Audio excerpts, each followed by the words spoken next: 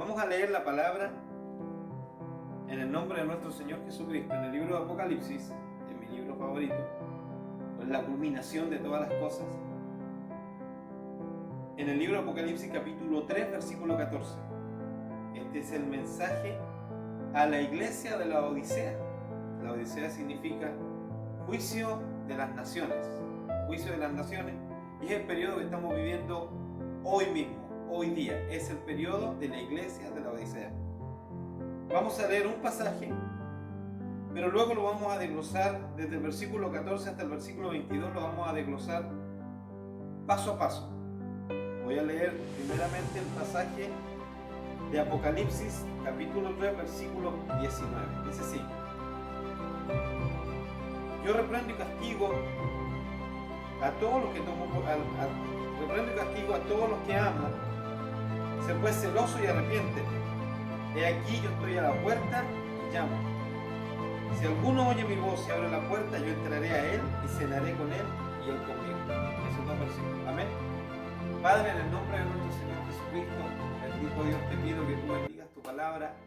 Te pido que tu Espíritu Santo llene esta palabra de unción, que todo lo que salga por mi boca sea tuyo, Señor. No haya absolutamente nada mío, nada de mi mente, nada de mi corazón, nada de nada, absolutamente nada. Simplemente tu presencia, tu Espíritu Santo, tu palabra, tu unción, tu guía, sea la que guíe esta palabra, Señor, sea la que enseñe, sea la que muestre esta palabra, Señor.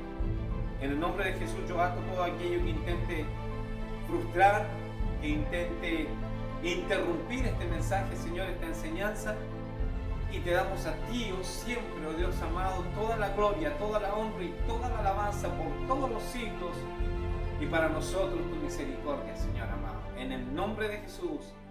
Amén. Amén. Hoy día estamos viviendo el tiempo de la Odisea, el tiempo del juicio de las naciones. Cuando analizo este pasaje y veo lo que está pasando hoy día con una iglesia tibia, que no es fría, que no es caliente, que es una iglesia la cual está a punto de ser vomitada de la boca del Señor, una iglesia que se ha corrompido, que a lo bueno, la misma iglesia a lo bueno le llama malo y a lo malo bueno.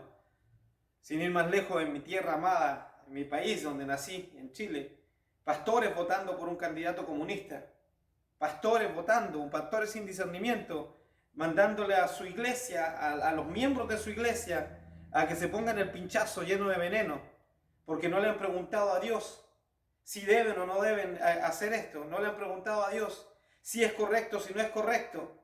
No le han preguntado a Dios si lo que están haciendo estos supuestos sabios es para bien o es para mal. Entonces, la iglesia está pasando por un periodo crítico, que la cantidad de personas que suban con Cristo en el día del rapto de la iglesia va a ser mínima, va a ser poca, es una manada pequeña. Es aquella iglesia que dice: ven, Señor Jesús. Es una iglesia pequeña. Pastores que votan por un candidato comunista que se opone a Dios, se opone a la Biblia, se opone a las enseñanzas bíblicas como el matrimonio tradicional y está de acuerdo con todas las cosas que no le agradan a Dios. Y luego se alegran porque gana. O sea, estamos viviendo en un tiempo en que en una iglesia que no tiene un fundamento sólido de fe y de obediencia a Cristo.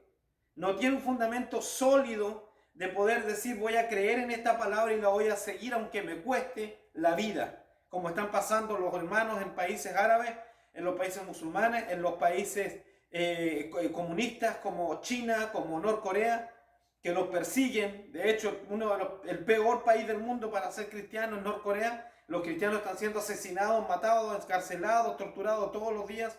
Pero acá, en este otro lado del mundo, los pastores ni saben dónde están parados, en muchos lugares. Ni saben ni conocen la palabra, no conocen ni disciernen el tiempo en que estamos viviendo. Pero enseñan a una iglesia. ¿Por qué? Tal vez por el diezmo y la ofrenda, no lo sé, solo Dios lo sabe. Tal vez tienen miedo de que si se predican la verdad como debe ser, la iglesia se va a ir y no van a entrar dinero a sus arcas, no lo sé. Pero le van a dar cuentas a Dios, no me la van a dar a mí, no se la van a dar a nadie, se la van a dar a Dios. Una iglesia hoy día tenemos que está a punto de quedarse cuando venga Cristo por los verdaderos cristianos, que está a punto de permanecer, de ser dejada atrás, cuando Cristo venga y se lleve a sus amados, a sus fieles, a los que realmente quieren estar en la presencia de Dios y le buscan de día y de noche. Estamos viviendo tiempos peligrosos, pero una cosa es certera, una cosa es segura: Cristo viene por su iglesia.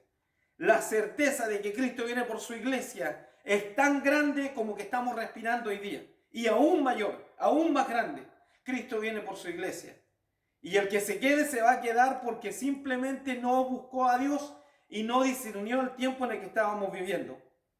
En el versículo 14 dice así: escribe al ángel de la iglesia en Laodicea: he aquí el amén, el testigo fiel y verdadero, el creador de toda la creación de Dios. Esa es la traducción más correcta. El arche en griego, que significa creador de toda la creación, el creador de toda la creación de Dios, dice esto: yo conozco tus obras. Cuando hablamos de obras sabemos bien que se está hablando de las buenas y de las malas.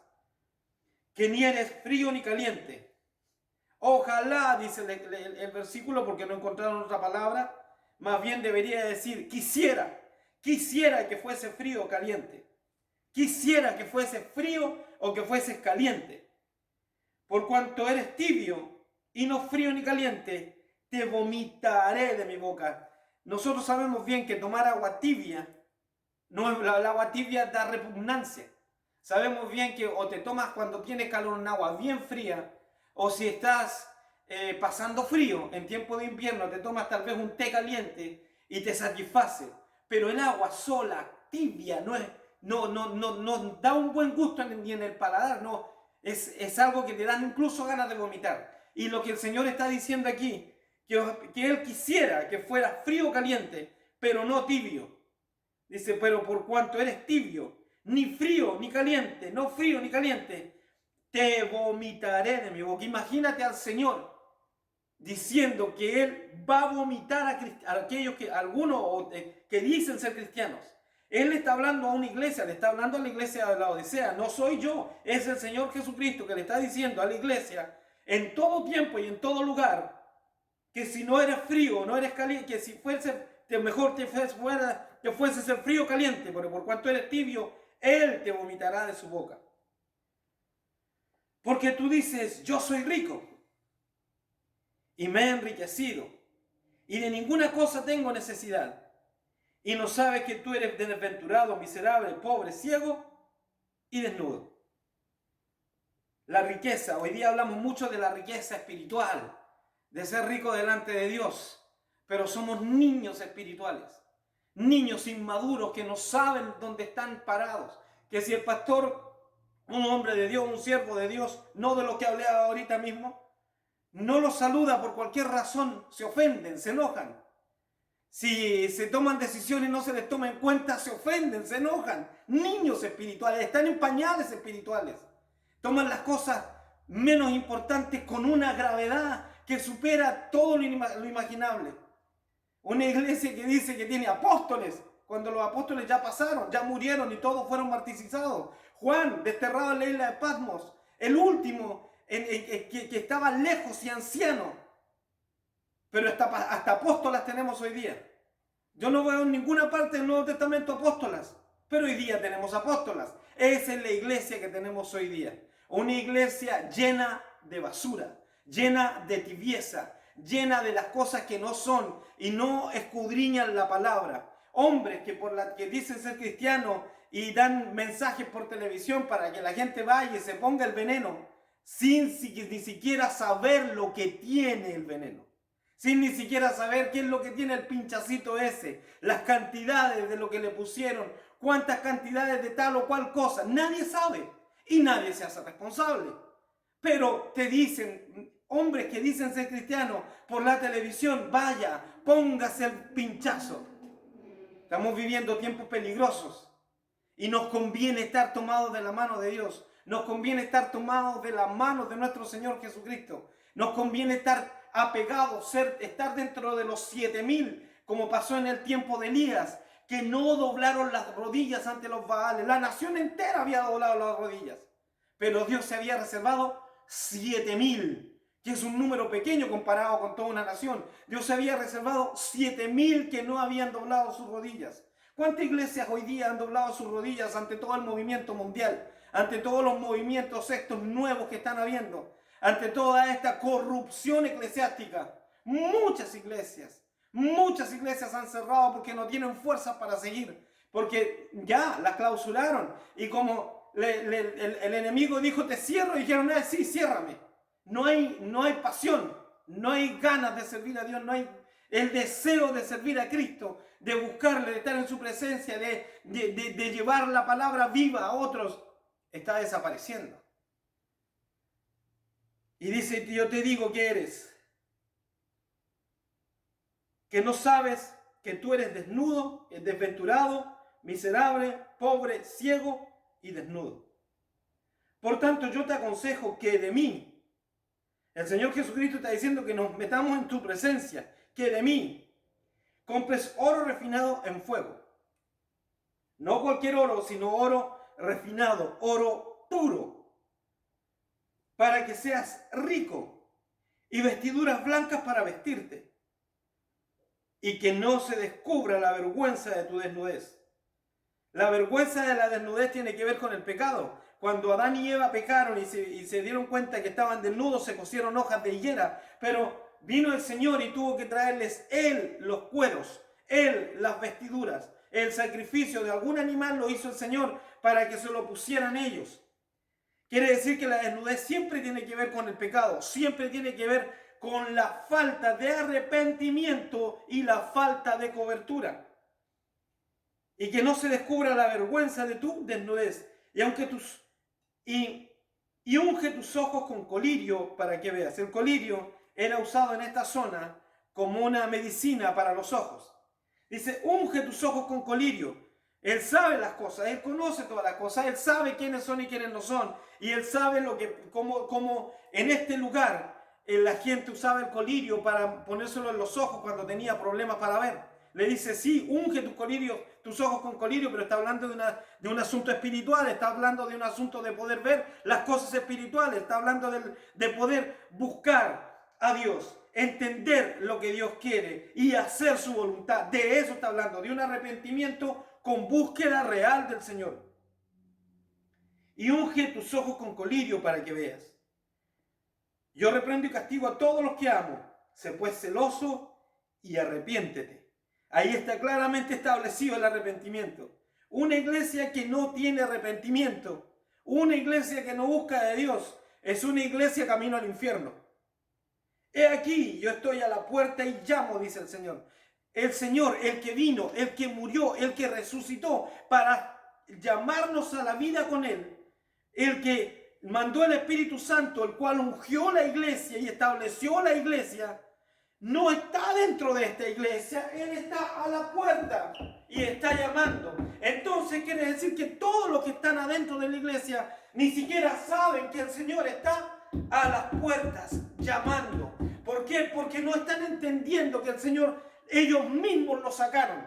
Pero el Señor todavía está a las puertas y tocando para ver si alguno, no la iglesia entera, si alguno le deja entrar. Entonces dice así,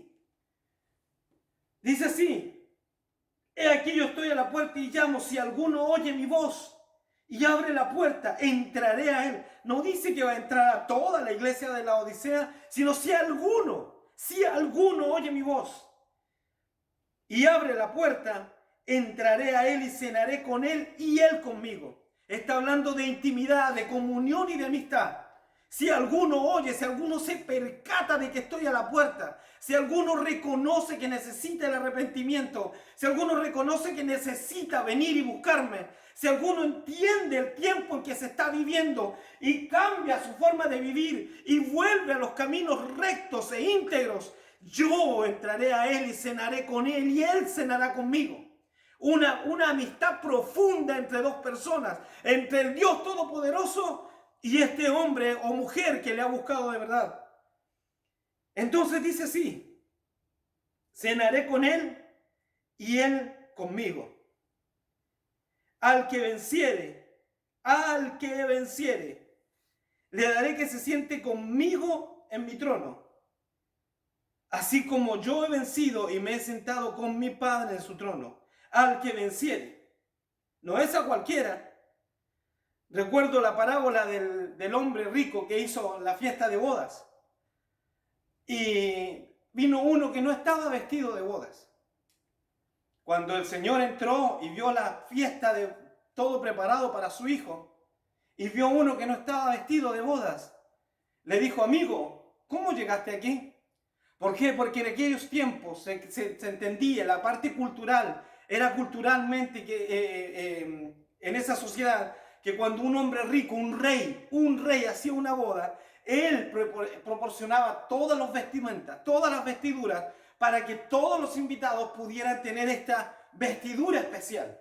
O sea, en otras palabras, el rey cubría a todos con las vestiduras. Pero alguno por ahí dijo: yo no necesito la vestidura del rey. Mucha gente piensa que no necesita la cobertura de Dios. Mucha gente piensa que por ahí dicen: no, pero si yo no soy malo, yo no peco, yo no hago nada. Y si fuéramos cristianos y decimos: pero yo voy a la iglesia, pago mis diezmos y no hablo mal de nadie, busco el rostro de Dios. Pero no es así, porque buscamos nuestra propia justicia y no entendemos que la justicia nuestra viene de Dios. Le dijo al que estaba sin vestido de boda: ¿cómo entraste aquí que no estás vestido de boda? No era el vestido que yo te probé. No tienes ningún vestido que yo le di a todos los demás, tú no lo tienes. Era culturalmente entendido.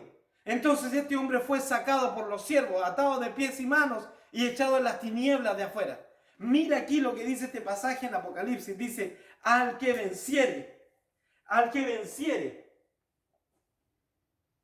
le daré que se siente conmigo en mi trono, así como yo he vencido y me he sentado con mi Padre en su trono. El que tiene oído, oiga lo que el Espíritu dice a las iglesias. El que tiene oído, el entendido, el que está buscando la presencia del Señor y la guía del Espíritu Santo.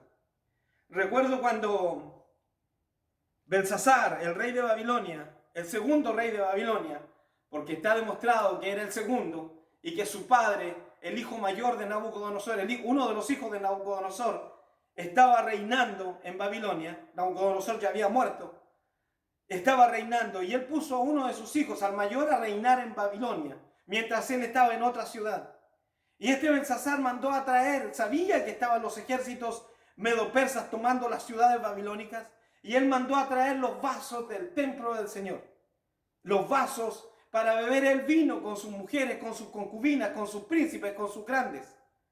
Y cuando él estaba en el fulgor de su embriaguez bebiendo el vino, apareció una mano en la pared que escribía: Mene, Mene, Tekel Uparsin, que escribía en lo encalado del muro.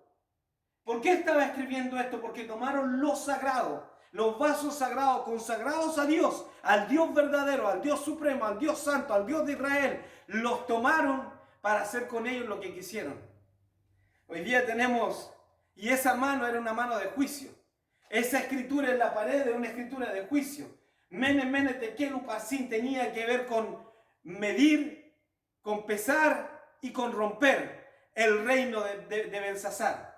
Belsasar le dijo a Daniel, antes de que le interpretara la escritura, le dijo: te daré un collar de oro y un vestido púrpura y serás el tercer señor del reino. Claro, su padre, que vivía en otra ciudad, era el primero, su padre físico, él era el segundo y lo iba a poner a Daniel como tercero. Pero ¿por qué vino todo este juicio? Por tomar las cosas sagradas, las cosas santas de Dios, por juguete. Y así tenemos la iglesia hoy día. En muchos lugares la iglesia está tomando las cosas santas, las cosas sagradas del Señor como un juguete, como un juego. Y con Dios nadie juega. Dios no puede ser burlado. No podemos decir que conocemos a Dios y conocemos su palabra si ni siquiera entendemos el tiempo en el que estamos viviendo. Hermano, tú que escuchas este pequeño mensaje, tú que estás ahí tal vez en tu casa, tal vez en tu carro, tal vez en el trabajo, escuchando un pequeño radio, viendo una señal, que estás escuchando una pequeña palabra de una porción bíblica. Escucha la voz de Dios, arrepiéntete y empieza a caminar y a buscar la presencia de Dios, porque los días son malos, el rapto de la iglesia está a las puertas. Estamos a punto de una guerra porque es señal. Mateo 24, oiréis de guerra y rumores de guerras. Estamos a punto de una guerra entre Rusia y Ucrania y las naciones de la OTAN. Una guerra que para muchos especialistas está casi como al 50% de las posibilidades de que se puedan empezar a tirar misiles de un lado hacia el otro. El oso, bíblicamente hablando, Rusia, se despertó.